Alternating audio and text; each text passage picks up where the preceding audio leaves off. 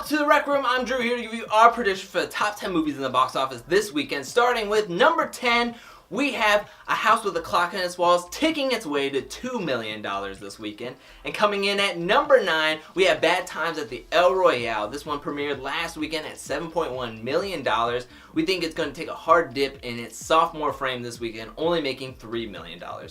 And coming in at number 8, we have Night School with Kevin Hart and Tiffany Haddish, hoping to study up for $4 million. And coming in at number 7, we have The Hate U Give. Last weekend it made an impressive $1.7 million in just under 300 theaters. Now that it's making its way into 2,300 theaters, we think it's going to make around $4.6 million. And coming in at number 6, we have Smallfoot taking one step forward to get $5.5 million. Now let's crack into the top 5, and at number 5 we have Goosebumps 2, A Haunted Halloween, haunting its way to $9.5 million. And coming in at number 4 we have Ryan Gosling's First Man.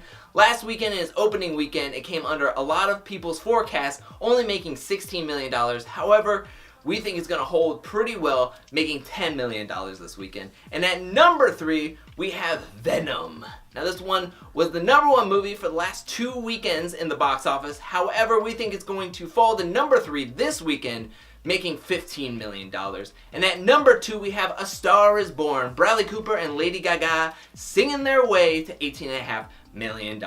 And finally, the number 1 movie this weekend, you probably guessed it, is Halloween 2018.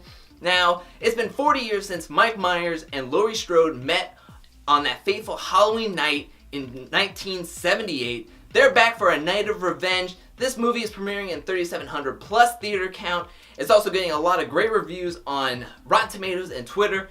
And there's no real competition with any other horror or Halloween movie out there this weekend or the rest of October. So we think this movie is going to easily terrorize the box office for that number 1 spot this weekend, getting around $73 million. But that's our top 10. What say you? Leave it in the comment section below. And while you're down there, hit that subscribe button. If you want to see our main episode for this weekend, click right over here. And if you want to see us on Outside of the Frame, click down here. But that's it from us. Good luck this weekend. And remember, sometimes you got to risk it to get that biscuit.